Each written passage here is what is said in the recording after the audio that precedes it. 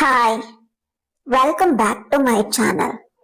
ಪ್ರಮೋಷನ್ಗಾಗಿ ಹೆಂಡತಿಯನ್ನ ಬೆತ್ತಲೆಗೊಳಿಸಿ ಬಾಸ್ನ ಮಂಚಕ್ಕೆ ಬಿಟ್ಟು ಅವರಿಬ್ಬರು ಮಜಾ ಮಾಡುವುದನ್ನು ನೋಡುತ್ತಾ ಕುಳಿತ ಗಂಡ. ಕಥೆಯೊಂದು ಸಿಕ್ಕಾಪಟ್ಟೆ ಇಂಟ್ರೆಸ್ಟಿಂಗ್ ಆಗಿದೆ. ಎಲ್ಲೂ ಸ್ಕಿಪ್ ಮಾಡಿದೆ, ಕಥೆನ ಕೊನೆಯ ತನಕ ಕೇಳ್ತಾ ಹೋಗಿ. ನನ್ನ ಹೆಸರು ಪ್ರಮೋದ್. ನಾನೀಗ ಒಂದ್ ಕಂಪನಿನಲ್ಲಿ ಕೆಲಸ ಮಾಡ್ತಾ ಇದ್ದೀನಿ. ನನ್ನ ಹೆಂಡತಿ ಹೆಸರು ಶ್ರುತಿ. ನೋಡೋದಕ್ಕೆ ತುಂಬಾನೇ ಸುಂದರವಾಗಿದ್ದಾಳೆ. ತೆಳ್ಳಗೆ ಬೆಳ್ಳಗೆ ಉದ್ದನೆಯ ಜಡೆ, ಕೈ ತೊಳೆದು ಮುಟ್ಟಬೇಕು ಹಂಗಿದ್ದಾಳೆ. ಯಾರೇ ನೋಡಿದ್ರು ಮತ್ತೊಮ್ಮೆ ತಿರುಗಿ ನೋಡುವಂತ ಸೌಂದರ್ಯ. ಆ ಸೌಂದರ್ಯದ ಗಣಿ ನನ್ನ ಹೆಂಡತಿ ಅಂತ ಹೇಳ್ಕೊಳ್ಳೋಕೆ ನಂಗೊಂಥರ ಹೆಮ್ಮೆ. ನನ್ ಸ್ನೇಹಿತರು ಎಲ್ರು ಯಾವಾಗ್ಲೂ ಹೇಳೋದು ಒಂದೇ ಮಾತು, ಏನ ಪಡೆಯೋದಕ್ಕೆ ನೀನ್ ಪುಣ್ಯ ಮಾಡಿದ್ಯಾ ಗುರು ಅಂತ. ನಂಗೂ ಕೂಡ ಹಾಗೆ ಅನ್ಸುತ್ತೆ. ಹೌದು, ಅವಳನ್ನ ಪಡೆಯೋದಕ್ಕೆ ನಾನ್ ನಿಜಕ್ಕೂ ಪುಣ್ಯ ಮಾಡಿದ್ದೆ. ಬರೀ ಸೌಂದರ್ಯದಲ್ಲಿ ಮಾತ್ರನೇ ಅಲ್ಲ, ಗುಣದಲ್ಲಿಯೂ ಕೂಡ ಅಪ್ಪಟ ಅಪರಂಜಿ. ನನಗವತ್ ಎದುರಾಗಿ ಯಾವತ್ತಿಗೂ ಮಾತಾಡ್ದವಳೇ ಅಲ್ಲ. ನನ್ನ ಆಸೆನ ಕೇಳ್ದೇನೆ ಪೂರೈಸ್ಬಿಡ್ತಾಳೆ. ರುಚಿಕಟ್ಟಾಗಿ ಅಡ್ಗೆ ಮಾಡಿ ಬಡಿಸ್ತಾಳೆ. ಇನ್ನೇನ್ ಬೇಕು ಹೇಳಿ? ನನಗೆ ನಮ್ಮಿಬ್ಬರ ಸುಖಿ ಸಂಸಾರ, ನಾನು ನನಗವಳು ಅಷ್ಟೇ. ಹೀಗಿರುವಾಗ ನನ್ನ ಕಂಪನಿಗೆ ಪ್ರಾಜೆಕ್ಟ್ ಸಕ್ಸಸ್ಗಾಗಿ ಪಾರ್ಟಿ ಇಟ್ಕೊಂಡಿದ್ರು. ನಾನು ಆ ಕಂಪನಿಯ ಮ್ಯಾನೇಜರ್, ಆ ಪ್ರಾಜೆಕ್ಟ್ ನ ಹೆಡ್ ಆಗಿದ್ದರಿಂದ ನನಗ ಆ ಪಾರ್ಟಿನಲ್ಲಿ ಪ್ರಮೋಷನ್ ಆಗೋ ಸಾಧ್ಯತೆ ಇತ್ತು. ನನ್ನ ಬಾಸ್ ಎಷ್ಟೋ ವರ್ಷದ ನಂತರ ಆ ಪಾರ್ಟಿನ ಅಟೆಂಡ್ ಮಾಡೋದ್ರಿಂದ ಆರಾಮಾಗಿ ಚೆನ್ನಾಗಿ ಮಾತಾಡ್ಸಿ ನನ್ನ ಪ್ರಮೋಷನ್ ಗಿಟ್ಟಿಸ್ಕೊಳ್ಬೇಕು ಅಂತ ಅನ್ಕೊಂಡಿದ್ದೆ. ಕುಟುಂಬ ಸಮೇತರಾಗಿ ಪಾರ್ಟಿಗೆ ಬನ್ನಿ ಅಂತ ಆಹ್ವಾನ ಆಗಿತ್ತು. ನಾನು ಮನೆಗೆ ಬಂದು ಶ್ರುತಿಗೆ ಹೇಳ್ದೆ, ಶ್ರುತಿ, ನಮ್ ಕಂಪನಿನಲ್ಲಿ ಪಾರ್ಟಿ ಇದೆ ಕಣೆ, ನಾವಿಬ್ರು ಹೋಗ್ಬೇಕು, ರೆಡಿ ಆಗು ಅಂತ. ಅವಳು ಕೂಡ ಖುಷಿಯಿಂದಾನೆ ಅವಳು ರೆಡಿಯಾಗಿ ಹೊರಗಡೆ ಬಂದಾಗ ನನಗಂತೂ ಒಂದ್ ಕ್ಷಣ ಶಾಕೇ ಆಗೋಯ್ತು. ಇವಳು ನಿಜವಾಗ್ಲೂ ನನ್ನ ಹೆಂಡತಿನಾ ಅಂತ. ಕಡು ಕಪ್ಪು ಬಣ್ಣದ ಸೀರೆ, ಕೆಂಪು ಬಣ್ಣದ ಬಾರ್ಡರ್, ಅವಳ ಆ ಅಂದಕ್ಕೆ ಆ ಕಪ್ಪು ಬಣ್ಣದ ಸೀರೆ ಹೇಳ್ ಮಾಡಿಸ್ದಂಗಿತ್ತು. ಹಣೆಗೆ ಪುಟ್ಟದಾದ ಒಂದ್ ಬಿಂದಿ, ಲೈಟ್ ಆಗಿ ಮೇಕಪ್ ಮಾಡಿ ಆ ಉದ್ದು ಕೂದಲನ್ನ ಗಾಳಿಗೆ ಹಾರಾಡೋದಕ್ ಬಿಟ್ಟು ಕಿವಿಯಲ್ಲಿ ನೇತಾಡೋ ಜುಮ್ಕಿ, ಗಾಳಿಗೆ ಆ ಜುಮ್ಕಿ ಅವ್ರ ಕೆನ್ನೆಗ್ ಬಂದ್ ಮುತ್ತಿಡ್ತಿದ್ವು. ಒಂದ್ ಕೈಗ್ ವಾಚು, ಇನ್ನೊಂದ್ ಕೈಯಲ್ಲಿ ಬ್ರೇಸ್ಲೈಟ್, ಕಾಲಲ್ಲಿ ಐ ಹೀಲ್ಡ್ ಸ್ಲಿಪ್ಪರ್. ನೋಡೋದಕ್ಕೆ ತುಂಬಾ ಸುಂದರವಾಗಿ ಕಾಣಿಸ್ತಿದ್ಲು. ಅವಳ ಹತ್ರ ಬಂದು ನಾನ್ ಚೆನ್ನಾಗಿದ್ದೀನಾ ಅಂತ ಕೇಳಿದ್ಲು. ಆಗ ನಾನು ತುಂಬಾನೇ ಚೆನ್ನಾಗಿದ್ಲು, ನನ್ಗಂತೂ ನಿನ್ನ ನೋಡದ್ಮೇಲೆ ಪಾರ್ಟಿಗೆ ಹೋಗೋ ಮೂಡೇ ಹೊರಟೋಯ್ತು, ಇಲ್ಲಿನೇ ಮನೆಯಲ್ಲಿನೇ ಇದ್ಬಿಡೋಣ ಅಂತ ಅನಿಸ್ತಾ ಇದೆ ಅಂದಾಗ, ನಿಮ್ ತುಂಟಾಟನ ನಿಲ್ಸಿ ನಡೀರಿ, ಟೈಮ್ ಆಯ್ತು, ಪಾರ್ಟಿಗೆ ಹೋಗೋಣ ಅಂತ ಹೇಳಿದ್ಲು. ನಾನ್ ಕೂಡ ಅವಳ ಕೈ ಹಿಡ್ಕೊಂಡು ಕಾರಲ್ಲಿ ಪಾರ್ಟಿಗೆ ಬಂದು ತಲುಪಿದ್ವಿ. ಪಾರ್ಟಿ ಆಗ್ತಾನೆ ಶುರುವಾಗಿತ್ತು. ನಾವಿಬ್ರು ಪಾರ್ಟಿ ಹಾಲಿಗೆ ಬಂದಾಗ ಒಂದ್ ಕ್ಷಣ ಆ ಪಾರ್ಟಿಯಲ್ಲಿ ಎಲ್ರು ನಮ್ ಕಡೆ ತಿರುಗಿ ನೋಡಿದ್ರು. ಯಾಕಂದ್ರೆ ಆ ಸೌಂದರ್ಯದ ಗಣಿ ನನ್ ಪಕ್ಕಾನೇ ನಡ್ಕೊಂಡ್ ಬರ್ತಿತ್ತಲ್ಲ, ಅದಕ್ಕಾಗಿ ಅಲ್ಲಿದ್ದ ಎಲ್ಲಾ ಗಂಡಸರ ಕಣ್ಣು ನನ್ ಹೆಂಡತಿ ಮೇಲೆ. ಅವ್ರೆಲ್ಲರೂ ಹಾಗ್ ನೋಡ್ತಾ ಇದ್ದಿದ್ದು ನನ್ ಕಣ್ಣಿಗೂ ಒಂಥರ ಗರ್ವ, ಇವಳು ನನ್ ಹೆಂಡತಿ ಅಂತ. ಎಲ್ರಿಗೂ ಪರಿಚಯಿಸ್ತಾ ನಿಂತಾಗ ನನ್ ಬಾಸ್ ಬಂದು ಲಕ್ಸುರಿ ಕಾರ್ ನಲ್ಲಿ ಬಂದು ಇಳಿದ್ರು. ಅಬ್ಬಾ, ಈಗ ಎಲ್ರು ಅವ್ರ ಕಡೆ ದೃಷ್ಟಿ ನಿಂತ್ಬಿಟ್ರು. 40 ವರ್ಷ ವಯಸ್ಸಾದ್ರು ತುಂಬಾನೇ ಹ್ಯಾಂಡ್ಸಮ್ ಆಗಿದ್ರು. ಈಗ ಪಾರ್ಟಿಯಲ್ಲಿದ್ದ ಎಲ್ಲಾ ಹೆಂಗಸರ ಕಣ್ಣು ಅವ್ರ ಮೇಲೆನೆ, ಆದ್ರೆ ಅವ್ರ ಕಣ್ ಮಾತ್ರ ಸೀದಾ ನನ್ ಹೆಂಡತಿ ಕಡೆಗಿತ್ತು. ನಂಗೊಂದ್ ಕ್ಷಣ ಕಸಿವಿಸಿ ಆಯ್ತು, ಯಾಕಂದ್ರೆ ನನ್ ಹೆಂಡತಿ ಕಣ್ ಕೂಡ ಅವ್ರ ಮೇಲೆನೆ ಇತ್ತು. ಸೀದಾ ನನ್ ಹತ್ರ ಬಂದು ಶೇಕ್ ಹ್ಯಾಂಡ್ ಕೂಡ ಕೊಟ್ಟು, ಹಾಯ್ ಪ್ರಮೋದ್, ಹೇಗ್ ನಡೀತಾ ಇದೆ ಕೆಲ್ಸ ಅಂತ ಕೇಳಿದ್ರು. ಆಗ ನಾನು, ನೀವೇ ನೋಡ್ತಾ ಇದ್ರಲ್ಲ ಬಾಸ್, ಪ್ರಾಜೆಕ್ಟ್ ಹೇಗ್ ಕಂಪ್ಲೀಟ್ ಮಾಡಿದ್ವಿ ಅಂತ, ಅದ್ರ ಖುಷಿಗಾಗಿನೇ ಅಲ್ವಾ ಈ ಪಾರ್ಟಿ ಅಂತ ಹೇಳಿದಾಗ ಲೈಟ್ ಆಗಿ ಸ್ಮೈಲ್ ಮಾಡ್ತಾ ಸುಮ್ನಾದ್ರು. ನನ್ ಪಕ್ಕ ನೋಡ್ತಾ ನಿಂತ್ಬಿಟ್ಟಿದ್ರು. ಆಗ ನಾನು ಶ್ರುತಿಯ ಹೆಗ್ಲೆ ಮೇಲ್ ಕೈ ಹಾಕ್ತಾ ಶೀ ಇಸ್ ಮೈ ವೈಫ್ ಅಂತ ಅವ್ರಿಗೆ ಪರಿಚಯ ಮಾಡ್ಕೊಟ್ಟೆ. ಅವ್ರು ಕೂಡ ನಗ್ತಾ ಅವಳಿಗೆ ಶೇಕ್ ಹ್ಯಾಂಡ್ ಕೊಟ್ಟು ಒಂದು ಹಗ್ ಮಾಡಿದ್ರು. ನನಗೋ ಹೊಟ್ಟೆನಲ್ಲಿ ಮೆಣಸಿನ್ಕಾಯಿ ಕುಟ್ಟಿದ ರೀತಿ ಆಯ್ತು ಅಂತ ಹೇಳಿ ಅವರು ಹೊರಟ್ರು. ಆಗ ಒಂಚೂರು ನಂಗ್ ಸಮಾಧಾನ ಆಯ್ತು. ಹೀಗೆ ಪಾರ್ಟಿ ನಡೀತಾನೆ ಇತ್ತು. ಸುಮಾರು 11:30 ಕಳೆದಿತ್ತು. ಎಲ್ರೂ ಒಬ್ಬೊಬ್ಬರಾಗಿನೇ ಮನೆ ಕಡೆ ಹೊರಡ್ತಾ ಇದ್ರು.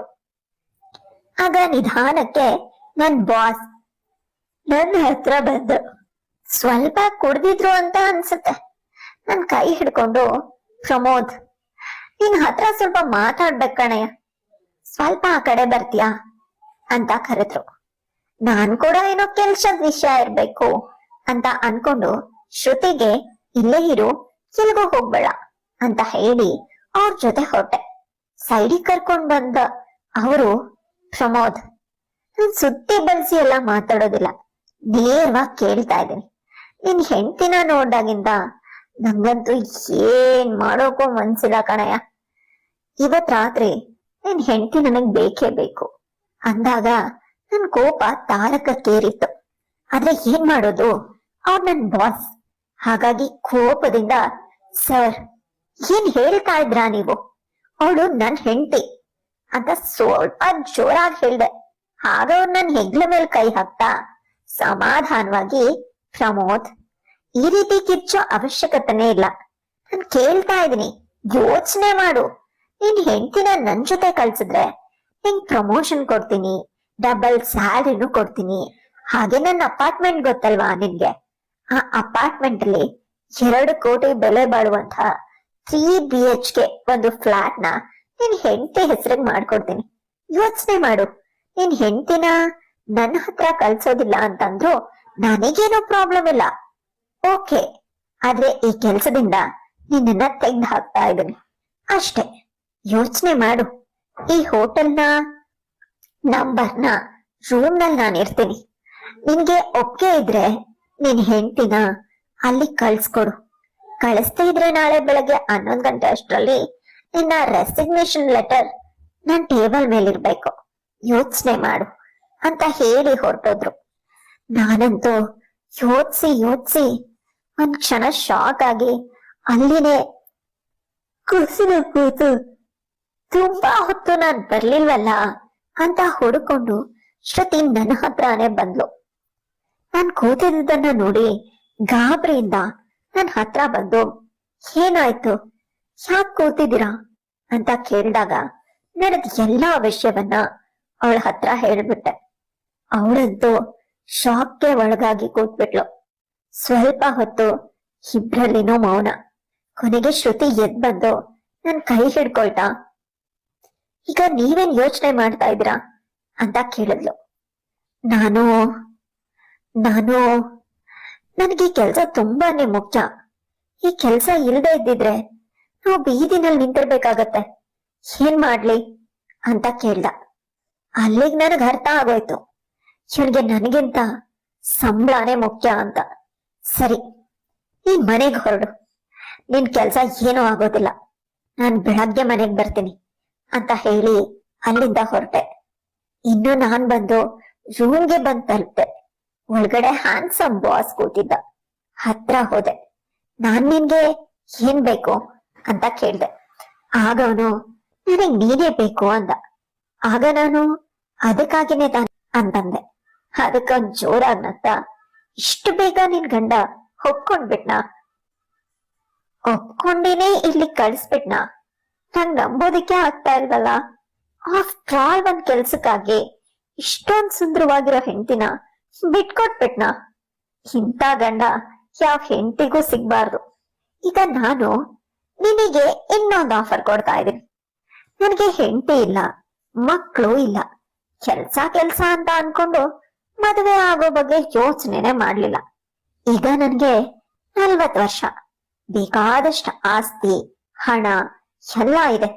ನೀನೇನಾದ್ರೂ ನಿನ್ ಗಂಡನ್ನ ಬಿಟ್ಟು ನನ್ನನ್ನ ಮದುವೆ ಆಗೋದಕ್ಕೆ ಒಪ್ಕೊಂಡ್ರೆ ಈ ಇಡೀ ಸಮಸ್ತ ಆಸ್ತಿಗೆ ನೀನೇ ಮಹಾರಾಣಿ. ಇಡೀ ಜೀವಮಾನ ನೀನ್ ನನಗ್ ಬೇಕು. ನಿನ್ನನ್ನ ನೋಡಿದ ಕ್ಷಣ ನನ್ ಜೀವನಕ್ಕೆ ನೀನೇ ರಾಣಿ ಅಂತ ಅನ್ಸೋದಕ್ ಶುರುವಾಗಿದೆ. ನಿನಗ್ ಒಪ್ಕೆ ಇದ್ರೆ ಇದಕ್ ಒಪ್ಕೋ.